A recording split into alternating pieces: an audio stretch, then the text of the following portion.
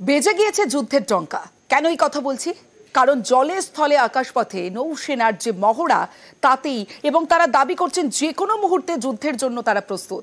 আর এতেই ভয়ে কাঁপছে পাকিস্তান, কিন্তু তাদের লোক দেখানো আস্ফালন থামছে না।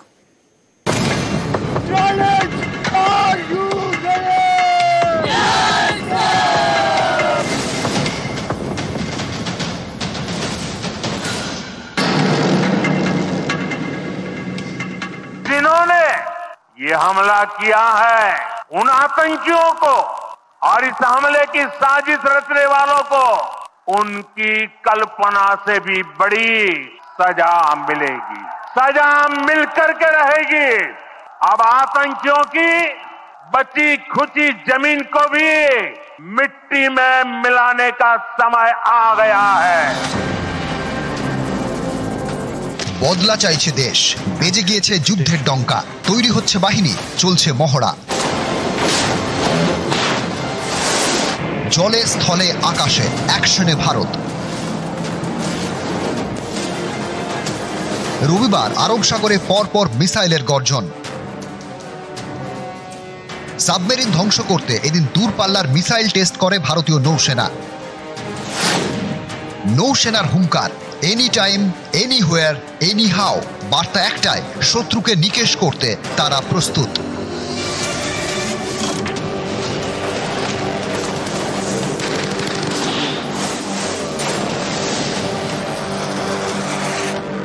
ভারতের সামরিক অস্ত্র ভাণ্ডারে বড় হাতিয়ার ব্রহ্মোস। এটি সুপারসনিক ক্রুজ মিসাইল। জল, স্থল এবং আকাশ থেকে এই মিসাইল ছোঁড়া যায়। শব্দের থেকেও প্রায় 3 গুণ বেশি গতিতে ছোটে। 290 কিলোমিটার দূরে লক্ষ্যবস্তুতে অব্যর্থভাবে আঘাত করতে পারে। গত মঙ্গলবার কাশ্মীরে জঙ্গি হানায় 26 জনের প্রাণ যায়। তারপর থেকেই পাকিস্তানের বিরুদ্ধে সুর চড়াচ্ছে ভারত। সকলের একটাই দাবি, এবার বদলা চাই। এতে বেজায় চাপে পড়ে গিয়েছে পাকিস্তান, কিন্তু তাদের কথা থামছে না। সামরিক শক্তিতে ভারতের থেকে অনেক পিছিয়ে, তাও মুখেরও মারিতম জগৎ। अगर हमारा पानी बंद करेंगे तो फिर जंग के लिए तैयार हो जाएं। ये जो गौरी, शहीन, गजनवी, ये चौकों में सजाने के लिए नहीं हमने रखे हुए, ये हमने हिंदुस्तान के लिए रखे हैं। ये जो 130 एटॉमिक हमारे पास वेपन है, वो हमने सिर्फ मॉडल बनाने के लिए नहीं रखे हुए। ये जो शहीन है, गौरी है, इनका रुख आपकी तरफ है और किसी की तरफ नहीं है। तो इसलिए ये सोचना भी ना कि आप पाकिस्तान की हदूद को क्रॉस करोगे। अगर सोचोगे भी तो उसका खमियाजा आपको भुगतना पड़ेगा।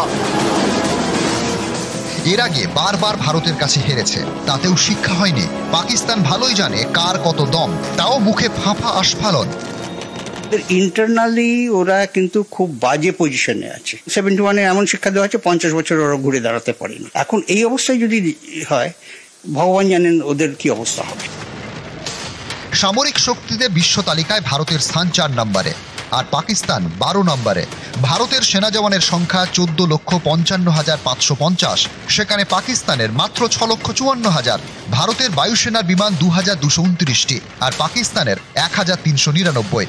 ভারতের হাতে 513টি যুদ্ধ বিমান, পাকিস্তানে 328টি। ভারতের যুদ্ধকপ্টার 899টি, পাকিস্তানের 373টি।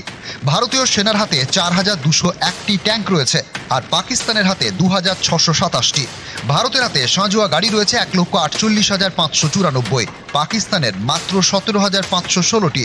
ভারতের সাবমেরিন রয়েছে 18টি আর পাকিস্তানের 8টি।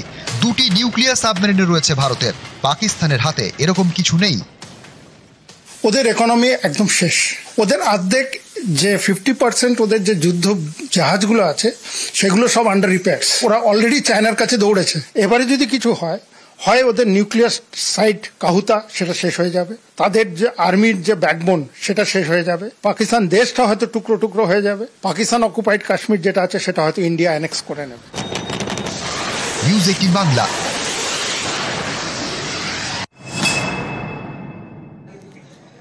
জঙ্গিদের হামলা পেহেলগাঁওয়ে, 26 জনের মৃত্যু।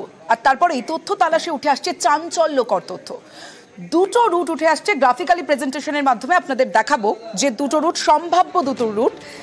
পেহেলগাঁও পৌঁছতে জঙ্গিদের সম্ভাব্য 2 রুট।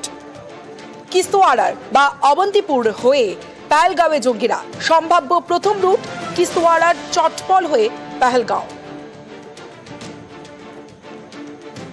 সম্ভাব্য দ্বিতীয় রুট এবার দেখুন, অবন্তিপুর ত্রাল হয়ে পেহেলগাঁও, দ্বিতীয় রুটেই পড়ছে শিরিগুয়ারা। জঙ্গি আদিলগুড়ি শিরিগুয়ারার বাসিন্দা, 15 মিনিটে শিরিগুয়ারা থেকে পেহেলগাঁও পৌঁছানো সম্ভব।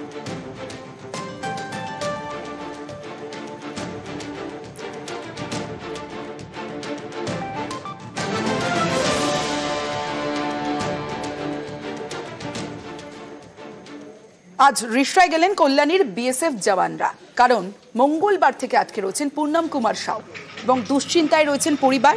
পাকিস্তানে বন্দী বাংলার জওয়ান রিসরায় বিএসএফ জওয়ান পূর্ণম কুমার সাউয়ের বাড়িতে কল্যাণীর বিএসএফ আধিকারিকরা সোমবার স্বামীর খোঁজে পাঠানকোটের স্ত্রী।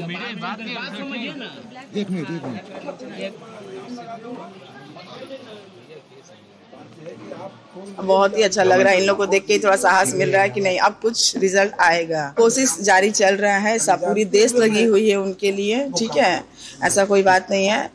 तो अभी देखते हैं क्या होता है। सर लोग ने भी कहा वो पूरी कोशिश कर रहे हैं। যতক্ষণ ওনাকে চোখে দেখবো না, কথা বলবো না, টেনশন আমার লেগেই থাকবে।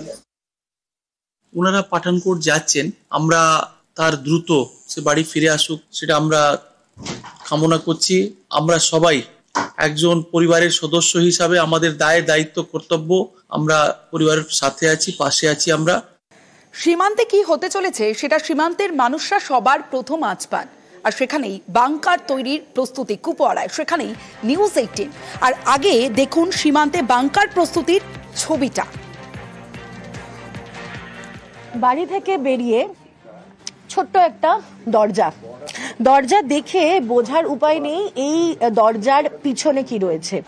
হ্যাঁ, আমরা এই দরজার পিছনে কি রয়েছে সেটা আপনাদেরকে দেখাবো। এই দরজার পিছনে রয়েছে বাংকার, কোনো সেনাবাহিনীর বাংকার নয়, একটি বাড়ির বাংকার। আমরা এই মুহূর্তে রয়েছি কুপওয়ারার সীমান্তবর্তী চকিবাল গ্রামে, এবং এই গ্রামে শেলিংয়ের সমস্যা এত বেশি যে তারা বাড়ির মধ্যেই নিজেদের পয়সা খরচা করে পোক্ত বাংকার বানিয়ে নিয়েছেন, যাতে তারা নিরাপদে থাকতে পারেন। একেবারে বাড়ির লাগোয়া এই বাংকার, মোটা ছাদ, একেবারে কংক্রিটের বাংকার, এবং কংক্রিটের বাংকার, তার থেকে ঢোকার রাস্তা এভাবে, তাতে রয়েছে লোহার দরজা।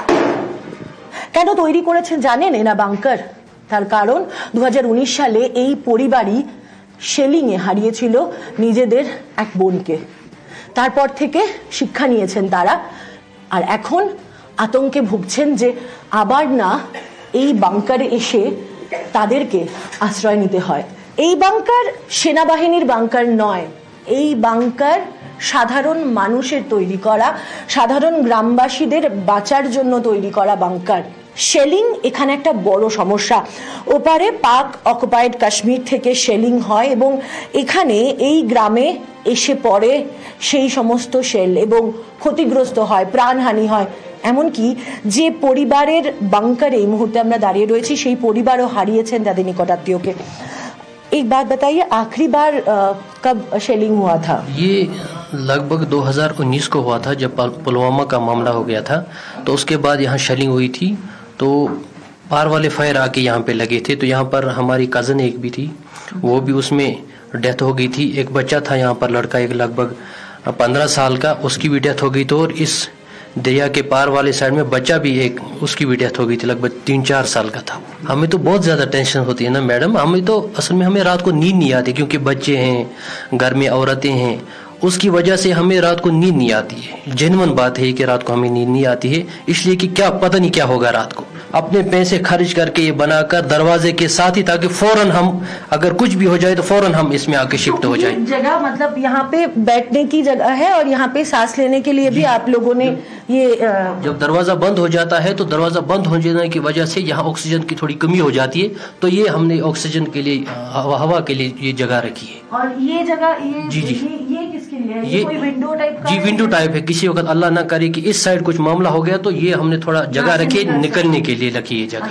এই হচ্ছে সেই বাংকার এবং এই হচ্ছে গ্রামের সেই সমস্ত মানুষরা যারা এই মুহূর্তে দুই দেশের বাড়তে থাকা উত্তেজনার মধ্যে নিশ্চিদ্র রাত কাটাচ্ছেন। একেবারে তাদের ঘুম উড়ে গিয়েছে রাতের। তার কারণ যদি দুই দেশের মধ্যে অশান্তি বাড়ে তাহলে তাদেরকে যে আস্তানা নিতে হবে এই বাংকারের মধ্যেই, নিজের গোটা পরিবার, সন্তান সন্ততি নিয়ে। কুপওয়ারা চবাল গ্রাম থেকে ক্যামেরা পার্সন আপু পাঠকের সঙ্গে মৈত্রী ভট্টাচার্য, নিউজ 18 বাংলা।